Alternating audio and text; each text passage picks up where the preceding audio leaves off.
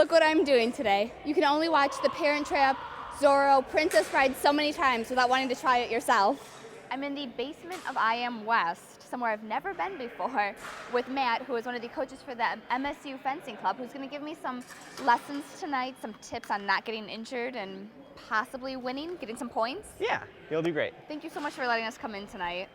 I have some questions for you. Sure. Everyone is connected to these boxes. Mm-hmm. Why is everyone connected by wires? Well, they're all connected to reels and then connected to the boxes, which help do some of the scoring systems and help determine what's an on-target touch and what's not. So, because all the weapons have a tip at the end that when you compress it, it completes the electric circuit, and then the light in the box goes off. Oh, wow. So that helps sort all that out. And then it also helps in some of the weapons, you'll see people are wearing a gray vest. They're called lames. Instead of white ones? Yes. Okay. The whites are just the jackets, and the grays are the on-target areas, so you can see them in saber and foil. And so that the box helps sort out, okay, that hit was on target and that hit was off. So before you had all of the technology for this, was it just people who would sit there and judge what was what? It was kind of back and forth, and no one really liked it when they introduced the electric scoring, right? Especially in the Olympics, and it's sort of that transition period where I'm like, no, it's actually better. So it's just like everything else with technology. How long have you been fencing for? I've been fencing for about 8 years. Oh wow, what got you started? It was something I wanted to do when I started in college, and I just sort of kept going. It's great because you can keep fencing, no matter what your age or what your physical body is or anything else, right? There's always something that you can pick out and do really well. And so it's fun to fence anyone, whether they're 10 years old all the way up to people that fenced well into their 90s. Wow, that's incredible. Yeah, it's a lot of fun. What a great sport. Yeah. Any tips for me today? Well, I am like below beginner level here. I've never held a saber before. Well, we're actually going to be teaching you how to fence épée. It's nice and straightforward. Excellent. You want to stab someone before they stab you. That's the basic rules there. Sounds like the rules of life. Yeah, Okay. just listen to what I say and if you got questions, ask. We'll go through them. You'll do great. Good. Feet a little bit more than shoulder width. Sit down 6 inches. Sit down 6 inches. Right hand. Other right. Yep. Turn that foot, and then this is your on guard. Okay. Sit. There you go. All right. So you want your weight to be balanced right in the middle of your body. So you want to be very calm right here. Right? Okay. Sit here. Bouncing. Yep. So first thing you need to do is be able to move, right, which is advance. So from your on guard, pick up that front foot, set it down just a little bit further forward. Remember when we had that distance between our feet before? Yeah. You want to keep that same distance. A little bit wider time. than shoulder? Yep. Okay. Yep. You want to stay right here every time. So nice and small advances. Take that front foot. Here. Oh, simultaneously. Nope. Separate actions. Okay. 1, 2. Yep. Pick up that back foot just like that. Okay. So you can advance very slowly all the way down. Keep that distance, because you want to be able to stop after every one. Don't drag the back foot. Pick it up. Good. Do you all have like fantastically toned thighs after doing this for so long? You do, except that because it's an asymmetrical sport, you get that nice feeling of one side of your body being different than You're the all other like side of your crabs body. with the bigger claw and the little claw? Oh. Yeah, you have one thigh that's slightly different than the other one. You have one arm that's slightly different than the other one. It's not the prettiest. Tough combo, man. Yeah. For girls, just project to start with. Ah, I wish I looked like that. Right? Lovely.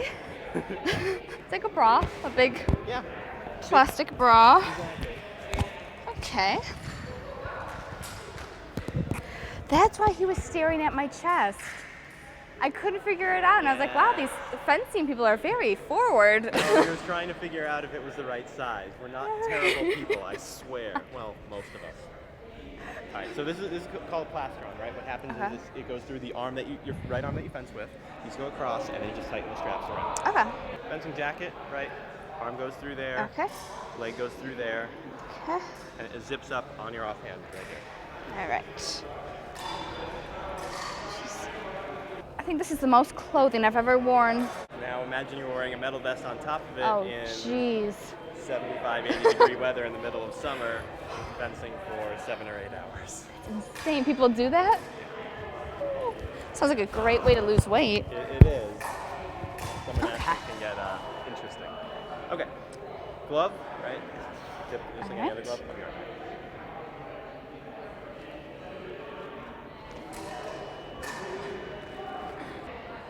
So, holding a blade, right? So, really you hold a blade with 2 fingers, your thumb and your forefinger. Okay. That's what that one is. All the other 3 are just used for support. When you're doing small actions with the blade, right, because you want to keep actions very small, you don't, this, big hand actions here, big wrist actions, those are bad. You end up doing the actions by letting go with those 3 fingers, right? And that gives you all the point control you need. That's it.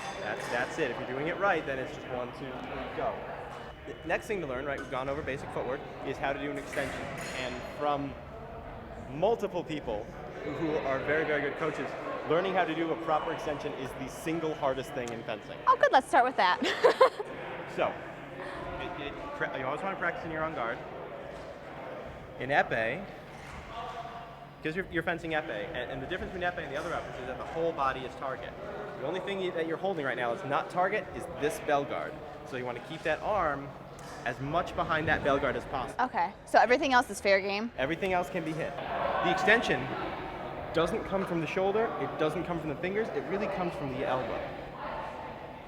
So really, it's just straightening that elbow up. So a good way to describe it is just going like that. Bringing it up? Yep, bring it up here, right? And that's where you want to finish, with that hand up and high. Here. Okay. Back to your on guard. Nope, bring back too far, keep it there. Yep. Yep. You don't need a great deal of power to extend, right? It takes 750 grams to compress this tip. I guarantee you can get that power without having to throw your shoulder in it, without having to punch a lot really hard. Okay. Right? Just keep it nice and calm, extend, and you can get that power. Okay? Okay.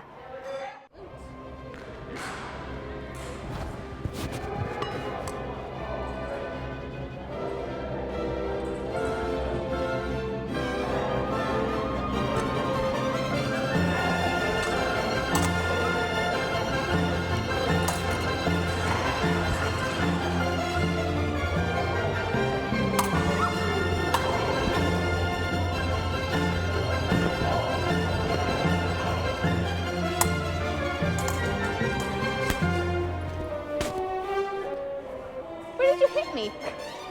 Where did you come from?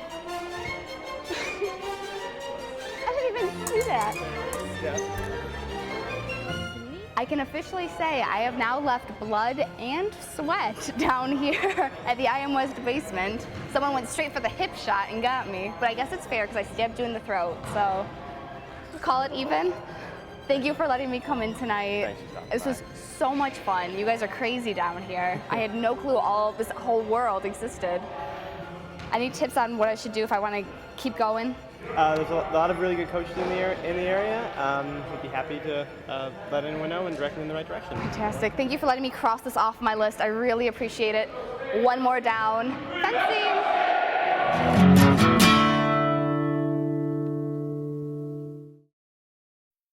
So, I just moved in with this family, and it's embarrassing.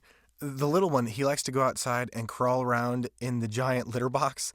I don't know what he's doing. I mean, I was born and I knew how to use the litter box.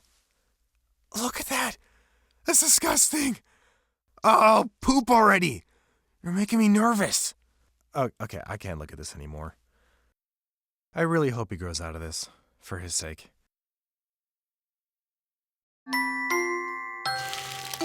Kids will spend 8 minutes decorating their little brother. Brushing for 2 minutes now can save your child from severe tooth pain later. 2 minutes, twice a day. They have the time.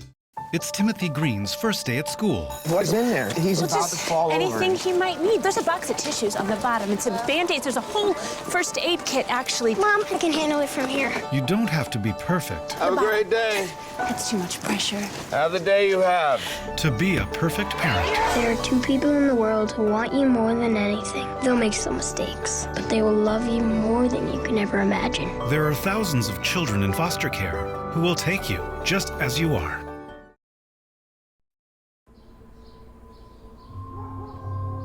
It's not his new group of friends. It's not the video games. It's not the neighborhood.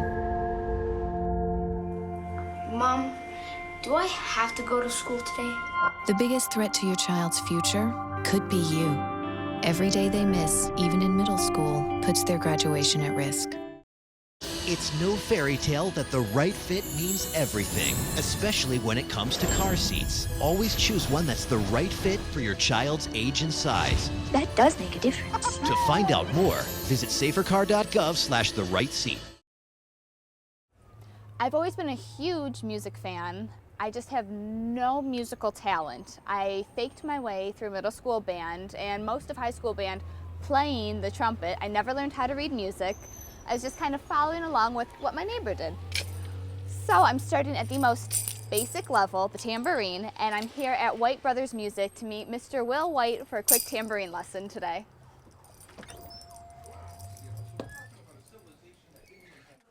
I'm here today at White Brothers Music with Mr. William White, who is so generous to let me come in and take a tambourine lesson with him, even though you said that there's no such thing as a real tambourine lesson. Sure, well, I guess you can teach any instrument. It's a lot of times, though, the simpler instruments people pick up on their own. The tambourine is basically a percussion instrument, meaning it has a percussive sound. It's made by beating or hitting or striking a surface. This is a more standard tambourine with double jingles, two sets of jingles, yep. And that's more common because they make a better sound. But there's two-headed and there's single-headed and then there's no-headed. I don't have any two-headed ones right now, but... That's with skin on both sides? Yeah. Okay. And what kind of skin is this? This is goat skin, I believe. This is sheep skin or calf skin. Cat skin? Calf, C-A-L-F, which is a little softer. But a lot of them today use synthetic heads, or plastic heads. I'm sure Peter's happy with that. Yeah. Typically, they're just used to keep the rhythm. Of course, it's obviously not a solo instrument, but belly dancers use them very effectively. They'll, wing them around. Very sexy. And beat it against your hand, beat it against your leg, beat it against your head. Not as effective, but... Not as effective. I was told by a friend that you should beat on 1, shake on E and a, 2, E and a, 3, E and a, 4, E and a. Is that a rule? Is that just... Well, it depends on the type of music you're playing. Okay. Again, some people, or some tunes, of course, you don't want that jingle in between. You just want the...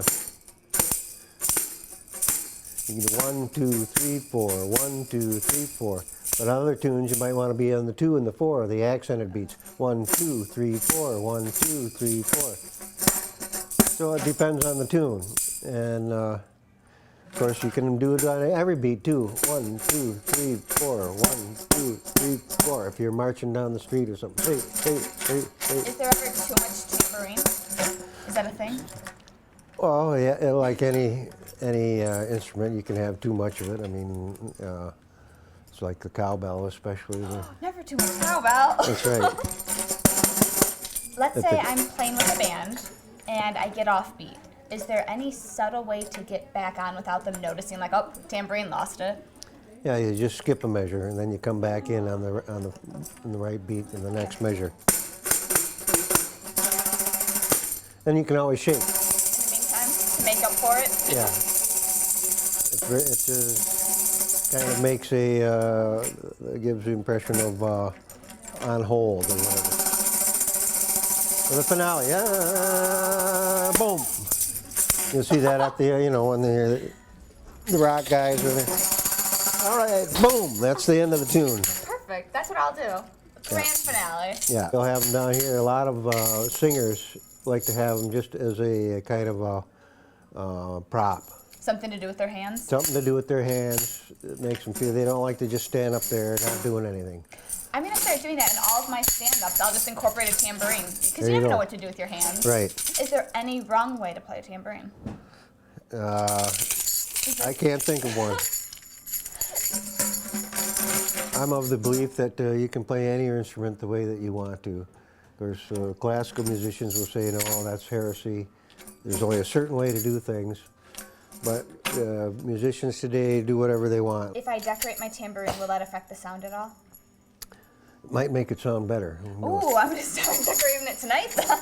No, it probably wouldn't make much difference, but you'll notice a lot of the belly dancers that use them, they'll have streamers on them. I was thinking some ribbon, maybe some paint, maybe some sparkles. Right.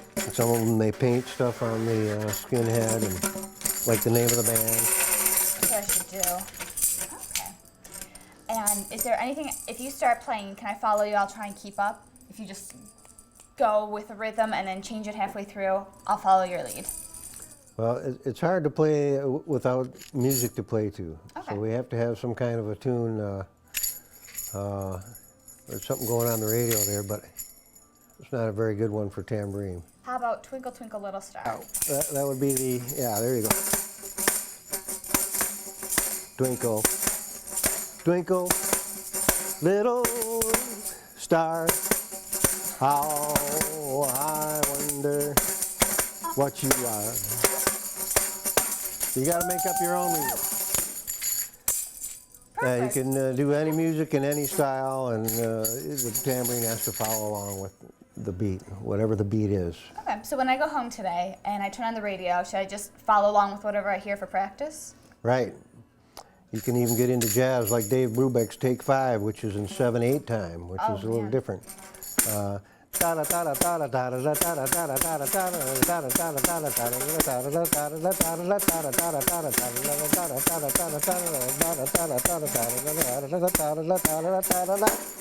aspire to that level.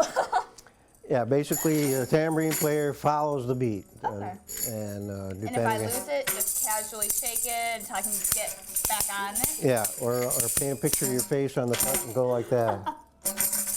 Distract the audience until I get back on cue? There you go. Well, thank you so much for letting us come in today. I really, really appreciate all of your help. Thanks for coming by. Now you're the master of the tambourine. Absolutely. On stage. Yeah. All right.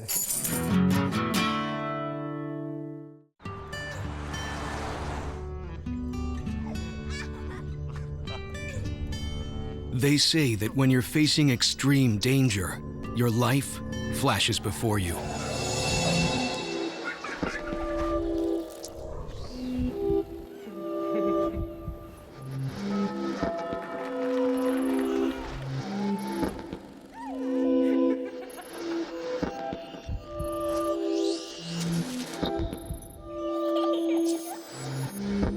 If you think that's sad, consider facing it before you even have enough life to flash before your eyes. Car crashes are a leading killer of children 1 to 13. Deaths and injuries can be prevented by using the right car seat. Visit safercar.gov/the-right-seat to know what is appropriate for each age and size. If you drive buzzed, it could cost you around $10,000. You'll face major legal fees, major fines, and steep insurance penalties. You could lose everything. Buzzed, busted, and broke. Because buzz driving is drunk driving. Thank you for calling your GED Pep Talk Center. All right, now, are you ready for your GED Pep Talk? Being nervous is okay. It just shows that you're serious about getting your diploma. A lot of things are scary. Heck, I'm scared of clowns. No quiero oír. Danny, no lo puedo hacer. DMC, life in your pep talk style. Just keeping it real, Debs, just keeping it real. Whatever motivation you need, we've got a pep talk for you. Get your GED pep talk and find free classes at yourged.org. I've always had a strange obsession with the idea of eating a ton of food. I think it's because I am so small that nobody thinks I can ever do it. And, you know, I so far haven't been the best at it. I did the BLT 1 pound challenge at Tony's and came very, very close, an hour. And I've eaten like 90% of a pounder BLT. And I'm about to eat, or attempt to eat, 9 hot dogs in 20 minutes, which kind of freaks me out because it's not just little wimpy pimpy hot dogs. We're talking like the specialty dogs with everything on it. I'm wearing stretchy pants and a very forgiving blouse, which looks kind of like a maternity top, which I think will only help me in the situation. What's on the menu for tonight? All right, long story short, the Big Dog Challenge is eating one of each of the 9 signature dogs in under 20 minutes. So there's the Chicago dog, the Smoky dog, Meister dog, Bok Bok dog, Coney dog, Consigliere, Polka dog, Knot dog, and there's one more that I missed, Fire dog. Fire dog. Okay, yeah. So those 9 dogs in under 20 minutes. It's been done, I think, 10 times by 9 different people. Any technique, any tips that you can give me? Last minute stuff. I've been drinking a lot of coffee and a lot of tea, trying to stretch out my stomach and then flush out. Yeah, that's. today. I mean, that's really all the tips I can give you. Everybody says, you know, dunk your buns in water, things like that, and that's so gross that it makes it harder. And I don't think that that's beneficial. You know what I mean? So just go with it and. I guess I would start with the ones you're gonna like the least. Really? Yeah, because those are the ones you need to get out of the way. Okay. If you're trying to choke down something you don't like at the end as your last hot dog, that's gonna suck. You're really full already, you know what I mean? It's just not gonna work. So start with soy, maybe? I would say start with the ones you're not gonna like and then end with the ones you're gonna like. Right, here's the deal. Knot dog, Fire dog, Bok Bok dog, Chicago dog, Coney dog, Meister dog, Consigliere, Smoky dog, Polka dog. Okay. What's the last one? Polka. Polka dog. It's just a Polish sausage grilled onions mustard. Okay. Cool? All right, you ready? All right. Boom. Count of 3. We go 1, 2, 3.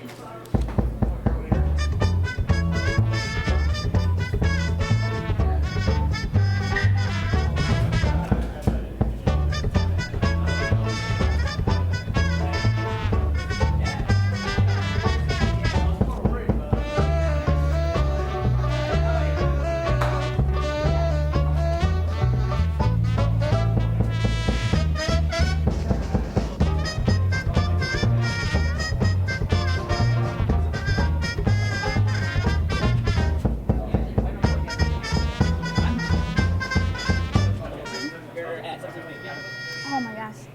It's the bread. It's just killing me.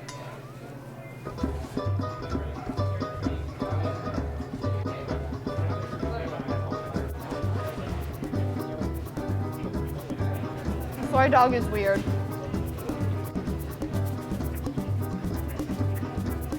It kind of tastes like Christmas.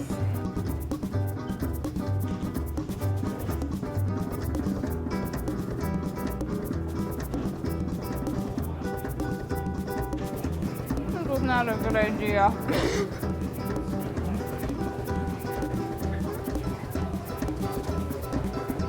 How am I doing on time? Oh, I'm not gonna make it, man. I need divine intervention.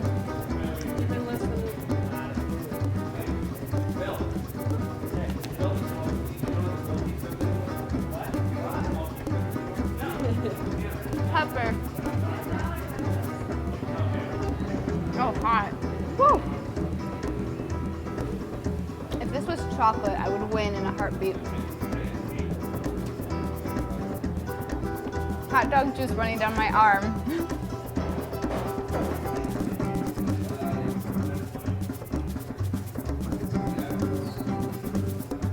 Just a burp. I think my lungs are full of meat at this point. 4. I got 4 down. It's a good thing I said I wanted to enter an eating contest and not win an eating contest because I think I'm donezo. Bill, you were right. You called 4. You've seen this before. You are a pro. I just have this Napoleon complex. I thought because I was little, I could do it. No dice, amigo. No dice.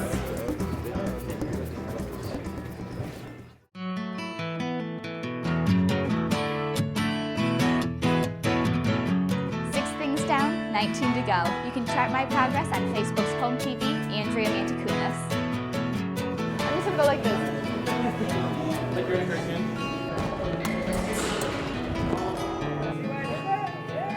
You're happy when I fail. You're always happy when I fail.